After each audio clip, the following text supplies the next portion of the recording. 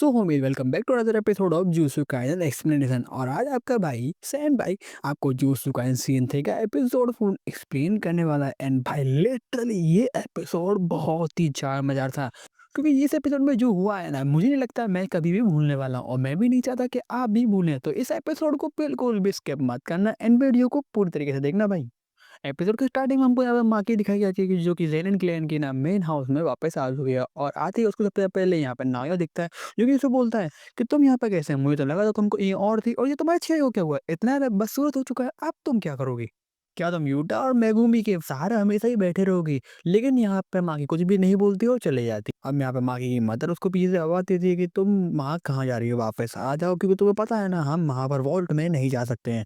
लेकिन माँ यहाँ पे बोलती है चिंता मत करो, क्योंकि मैंने क्लेन हेड से पहले ही परमिशन ले ली है। अब यहाँ पे माँ की और उसी ग्रुप की हमें बातें सुनाई देती है, जहाँ पर माँ की उसे बोल रही होती है कि मेगुमी अब तुम जेनिन क्लैन के हेड बन चुके हो। लेकिन यहाँ पे मेगुमी बोलता है कि मुझे ये सब चीज़ नहीं करनी है, तो एक काम करो ना, तुम ही हेड बन जाओ। लेकिन माँ की यहाँ पे मना कर दी है कि अगर मैं हेड बन जाऊंगी ना, तो कोई भी मुझे एक्सेप्ट नहीं करेगा। लेकिन तुम जिसको जेनिन क्लैन की टेक्निक्स भी आती है और साथ ही साथ में गोजो का सपोर्ट भी है, तो तुम ये कर सकते हो।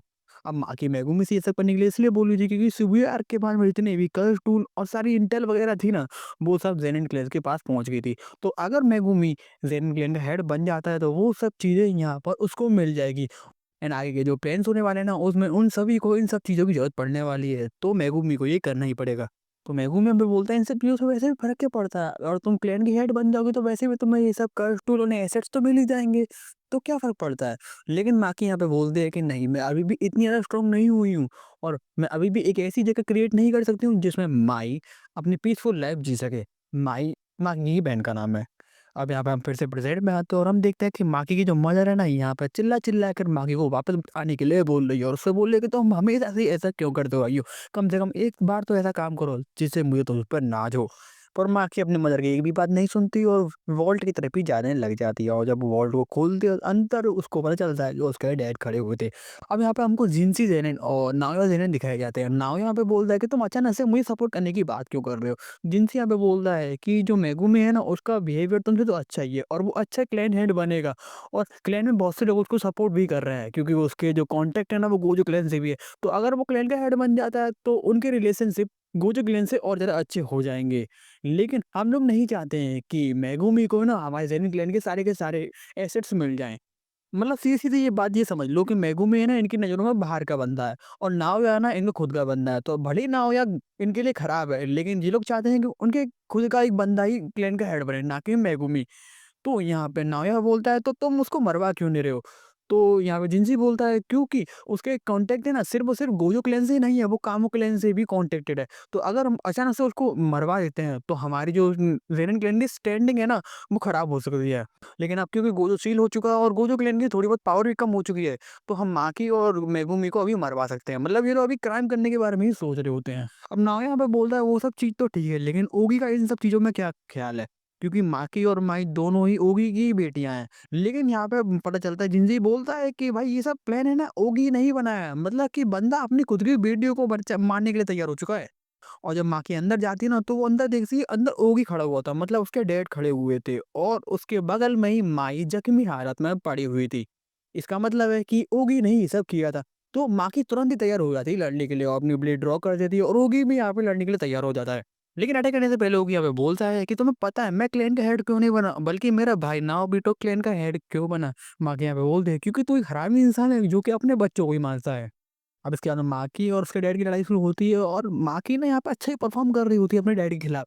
लेकिन क्या होता है कि माकी जैसे ही अपने डैड की तलवार को तोड़ देती है ना, वो थोड़ा-सा यहाँ पे केयरलेस टाइप की हो जाती है कि मैंने उनकी तलवार को आधा तोड़ दिया, तो अब वो कमज़ोर पड़ जाएँगे। उसी बात का फ़ायदा ओगी उठा लेता है, और माकी को यहाँ पे ज़ख्मी कर देता है, और बोलता है, "मैं इसलिए क्लैन का हेड नहीं बन पाया था, क्योंकि मेरे जो बच्चे थे ना, मतलब कि तुम दोनों, वो फेलियर्स थे।" अब इसके बाद में ओगी माही और माकी को एक रूम की तरफ ले जाता है, और वहाँ पर फेंके आ जाता है। इस रूम का एक्चुअली में इसलिए यूज़ किया जाता था ताकि लोगों को यहाँ पे ट्रेन कराया जा सके, या फिर उनको पनिश किया जा सके। क्योंकि इस रूम के अंदर ना बहुत सारे कर्स्ड स्पिरिट्स हैं जो कि ग्रेड 2 की है, और अब क्योंकि माही और माकी दोनों यहाँ पे जख्मी हैं, तो वैसे भी वो कुछ नहीं कर पाएँगे, और वो कर्स्ड स्पिरिट इनको डिवॉर कर जाएँगे यहाँ पर। अब यहाँ पे माकी तो बिल्कुल भी हिल नहीं रही होती है, लेकिन माही यहाँ पे होश में होती है। तो वो माकी के पास में जाकर चेक करती है कि माकी ज़िंदा है कि नहीं। उसे पता चलता है कि माकी वहाँ पर ज़िंदा है, और वो वहाँ पर बोलती है कि मुझे पता था कभी ना कभी ऐसा होना ही है।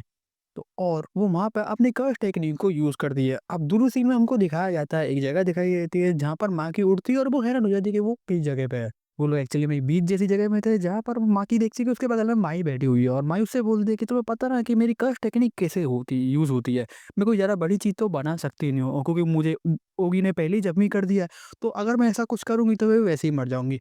उसके बाद में माई वहाँ पर उठ के चलने लग जाती है। माकी उसको पीछे से आवाज़ देती है, और माँ यहाँ पे बोलती है कि अब मुझे समझ में आया कि जुत्सु वर्ल्ड में हम ट्विन्स को बुरा क्यों माना जाता है, या फिर उन्हें गलत नज़र से क्यों देखा जाता है। अब देखो, यहाँ पे सीधा-सीधा हुआ ये था कि माकी और माई ट्विन्स है, और जुत्सु वर्ल्ड में ना जो ट्विन्स होते हैं उनको एक इंडिविजुअल माना जाता है, मतलब कि एक ही पर्सन माना जाता है। तो अगर एक इंसान के पास में कस्ट एनर्जी है और एक के पास में कस्ट एनर्जी नहीं है, तो ये माना जाएगा कि दोनों के पास में कस्ट एनर्जी है, लेकिन थोड़ी-सी। अब क्योंकि माई के पास में कस्ट एनर्जी थी, लेकिन वो ठीक से यूज़ नहीं कर पाती थी, तो इसलिए ना जो माकी के पास में थोड़ी-सी कस्ट एनर्जी है, ये माना जाता था। लेकिन माई यहाँ पे क्या करती है, माकी को ठीक करने के लिए ना अपने आप को सैक्रिफाइस कर देती है, और माई है ना अपने साथ में सारी की सारी कस्ट एनर्जी है ना लेके चली जाती है। लेकिन जाते समय सिर्फ एक बात वो माकी से बोल के जाती है कि माकी, तुम्हें सब कुछ तबाह कर देना है। और जब वो उठती है ना, माकी देखती है कि मैंने सच में अपने आप को सैक्रिफाइस यहाँ पे कर दिया था। अब ये माकी के लिए बहुत ज़्यादा पेनफुल मोमेंट था, क्योंकि वो हमेशा से जेन ग्लेन को एक ऐसी जगह बनाना चाहती थी जिसमें माई है ना एक पीसफुल लाइफ जी सके। लेकिन अब वो होना भी इम्पॉसिबल हो चुका था। अब जो होगी है ना, वो वहाँ पर एक रूम के बाहर ही था, लेकिन वो अचानक से महसूस करता है कि जितनी भी कर्स प्लेट है ना वो डिसअपियर हो चुकी है। और होगी समझ जाता है कुछ तो गड़बड़ है, और ये जो फीलिंग थी ना उसने पहले ही पार्ट में फील करी हुई थी। तो वहाँ पे तुरंत ही वो अटैक करने को तैयार हो जाता है, और वो अटैक करता भी है, लेकिन इससे पहले कि वो कुछ समझ पाता, माँ आकर उसको उड़ा कर चले जाती है। एंड वो चलते हुए सिर्फ एक ही बात बोलती है कि माई चलो शुरू करें। अब जेनिक क्लैन के अंदर भी सभी को पता चल चुका है कि माँ की है ना आप बजर्क जा चुकी है, और वो ओगी को तो पहले ही मार चुकी है। तो यहाँ पे सब सोचते हैं कि ओगी ने शायद से गलती कर दी होगी, इसलिए वो मर गया। अब माकी को हैंडल करने के लिए ना यहाँ सबसे पहले कुकुरू को यूनिट आती है। ये एक ऐसी यूनिट है जिनको जेनिक क्लैन की जो कास्ट टेक्निक है वो तो आती नहीं है, मतलब कि जब बाहर के मार्शल आर्ट्स लोग हैं जो कि जेनिक क्लैन में काम करते हैं, और ये डेली की ट्रेनिंग करते हैं। और माकी भी ना पहले इन्हीं में से एक ही, लेकिन बाद में वो जुत्सु हाई चली जाती है तो वो उनसे अलग हो जाती है। और यहाँ पे हमें कुकुरुकु यूनिट का कैप्टन भी दिखाया जाता है, जो कि सोल्जर्स को ऑर्डर दे रहा था कि तुम्हें ना माकी को मारना नहीं है, और उसको सिर्फ और सिर्फ कैप्चर करना है, क्योंकि उसको फिनिश मैं करूँगा। और यहाँ पे हमको माकी दिखाई जाती है, जो कि अपने हाथ में ना 2 कस्टूल लेके चल रही होती है, और जितने भी सोल्जर हैं उसको वहाँ पे सराउंड कर लेते हैं उसको। लेकिन वैसे ही माकी वहाँ पर हमला करना शुरू करती है, उनमें से एक भी दिखता नहीं है, क्योंकि भाई माकी उनको तबाह करते हुए जा रही थी। वो लिटरली एक मॉन्स्टर की तरह वहाँ पे सभी को मारे जा रही होती है। कुछ ही देर वहाँ पे जो ज़मीन है वो भी लाल पड़ जाती है, जो दीवार है वो भी लाल पड़ जाती है, और एक के बाद एक के सर कटे ही जा रहे थे वहाँ पर। इस तरह की तबाही वहाँ पर चल रही होती है। कुछ देर बाद वहाँ पर फुकुरो सोल्जर्स का जो कैप्टन है वो आता है, और वो देखता है कि उसका एक भी सोल्जर वहाँ पर जिंदा नहीं था।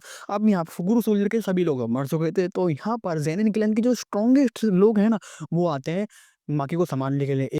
ये पर्सन तो यहाँ पे अपनी सोर्सर टेक्निक को यूज़ भी करता है, और एक बड़ा-सा हाथ बन जाता है, जो कि माकी को अपने हाथ में पकड़ लेता है और उसे दबा देता है।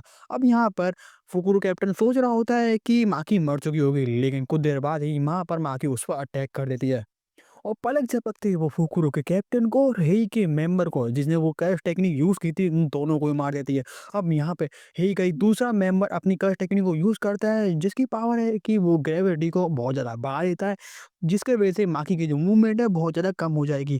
और यहाँ पर वो जिनसी को बोलता है कि जिनसी सर अभी के अभी इसे ख़त्म कीजिए, क्योंकि आप समझ चुके हो ना, क्योंकि आप जानते हो ना कि हमारी क्लैन अभी तक ज़िंदा इसलिए है क्योंकि तोजी ना हमें अभी तक ख़त्म करने के बारे में नहीं सोचा है। लेकिन अब माकी ना बिल्कुल ही तो इतनी स्ट्रॉन्ग हो चुकी है। तो अगर हम अभी के अभी माकी को नहीं मारेंगे तो हमारा ज़ेनिन क्लैन पूरा का पूरा ख़त्म होने वाला।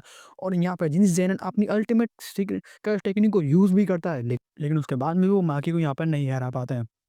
और कुछ देर बाद हम देखते हैं कि माकी यहाँ पर जिनसी का सर अपने हाथ में लेके घूम रही होती है, और उसको नदी में फेंक देती है। अब यहाँ पे नाओया आता है और बोलता है, अरे यार तुम पे बिल्कुल भी दिल नहीं है क्या? कितना ब्रूटल है ये। अब यहाँ पे हमको नाया की एक मेमोरी दिखाई जाती है उसके बचपन की, जहाँ पर नाया को ना बचपन से ही जीनियस माना जाता था। सब लोग समझ रहे थे कि जेनिन क्लैन का नाया एक जीनियस है। और उसको पता चलता है कि जेनिन क्लैन में एक आदमी है जिसके पास में बिल्कुल भी कर्स टेक्निक नहीं है। बिल्कुल ही उसको कोई भी वहाँ पे पसंद नहीं करता। तो वो सोच रहा होता है कि वो बंदा कैसा होगा, लेकिन जब वहाँ पर वो उस पर्सन को मतलब कि तोजी को दिखता है, तो उसकी वहाँ पर हालत खराब हो जाती है। दूसरी तरफ नाया और माकी की जो अभी भी लड़ाई है ना चल ही रही होती है। अब हमको यहाँ पे एक बात पता चलती है कि नाया ना एक तरीके से तोजी को एडमायर सा टाइप का सा करता था। नाया सोचता था कि तूती इकलौता एक ऐसा बंदा है जैन क्लन में जो उस समय पे स्ट्रॉन्ग था, और वो यहाँ पे माकी को बहुत बुरी तरीके से मार रहा होता है, पंचेस मारे चले जा रहा होता है और बोल रहा होता है कि क्या तुम्हें क्या लगता है तुम मुझे हरा पाओगे, तुम एक तरीके से तोजी भी नहीं हो। अब यहाँ पे माकी बहुत बुरी तरीके से पिटी जा रही होती है नाया से, क्योंकि नाया की जो टेक्निक है ना वो फ्रेम्स पर डिपेंड करती है, मतलब प्रोजेक्शन पर। एक तरीके से ये समझ लो कि उसके पास स्पीड बहुत ज़्यादा है। तो बाकी यहाँ पे बढ़ रही होती है, लेकिन 1 सेकंड के लिए वो क्या करती है, एक जगह पे रुकती है, अपने हाथों को यूज़ कर सारों की सारी धूल वहाँ पर हटाती है। एंड एंड में एक फाइनल अटैक की पूरी की तरी तैयारी कर लेती है। अब नायोया जानता था कि ये जो अटैक होने वाला ना सामने से ही होने वाला, क्योंकि उसके पास स्पीड है, तो वो किसी न किसी तरीके से माकी को वहाँ पे हिट कर ही देगा, फिनिश कर ही देगा। लेकिन इस बार माकी जो अटैक करती है, उससे वो नाओया को फिनिश कर देती है। एंड ये जो अटैक था ना, जो पंच किया था भाई, इतना ज़्यादा पावरफुल था कि नाओया की तो स्कल है ना वो तक टूट जाता है। अब यहाँ पे माकी ने सभी लोगों को तो मार दिया है, तो अब माकी यहाँ पे अपने हाथ में काटाना लेके घूम रही होती है एक इंसान को ढूँढने के लिए, वो है उसकी माँ, जिसने बचपन से ही उसका साथ नहीं दिया, और जब वो उसको मिलती है, तो वो उसको भी फिनिश कर देती है। उसकी माँ बहुत ज़्यादा उसी जगह पे उससे भीख माँग रही थी कि माँ की ऐसा मत करो, लेकिन तभी उसको वो मार देती है। अब हमको यहाँ पर नाओया फिर से दिखाया जाता है, जो कि शायद से पूरी तरीके से मरा नहीं था, और वो यही बोल रहा होता है कि माँ तुम कितनी ज़्यादा कमज़ोर हो, तुम उसको अपने अटैक में फिनिश भी नहीं कर पाई। लेकिन हम देखते हैं कि यहाँ पर माकी की माँ आती है और नाओया को यहाँ पे फिनिश कर देती है। और वो बोलती है कि मैंने बहुत ही प्यारी बच्चियों को जन्म दिया था। मतलब कि शायद से माकी की जो माँ है ना, उसके मन में गिल्ट था कि अपनी बेटियों को ना वो ठीक से बड़ा नहीं कर पाई। अब इसके बाद में माँ की बॉडी को लेकर ज़ेन क्लिन से बाहर आ रही होती है, तभी वहाँ पे उसको मोमो मिलती है, और मोमो जैसे माई को देखती है वहाँ पर रोने लग जाती है। और वो माकी से पूछती है कि अब तुम आगे क्या करोगी? इसके बाद में हमको कुछ इन्फॉर्मेशन दिखाई जाती है, जिसमें बताया जाता है कि ज़ेन क्लिन के कितने लोग मरे थे, और मरने के बाद में ना उनको किसी तरीके के सबूत नहीं मिले थे कि किसने ये सब किया है। तो जो कामो क्लैन है और गोजो क्लैन है, उन लोगों ने हायरस को एक प्रपोज़ल दिया था कि जो ज़ेरेन क्लैन है ना, उसको बिग 3 फैमिली से हटा दिया जाए। और लास्ट में माकी हमको दिखाई जाती है, जो कि ज़ेरेन क्लैन से बाहर आ चुकी है, और इसी के साथ में ये एपिसोड खत्म हो जाता है। सो गाइस, अगर आप लोगों को वीडियो पसंद आए तो वीडियो को लाइक करें, चैनल को सब्सक्राइब करें। मैं मिलता हूँ आपको नेक्स्ट वीडियो में, तब तक के लिए सायोनारा।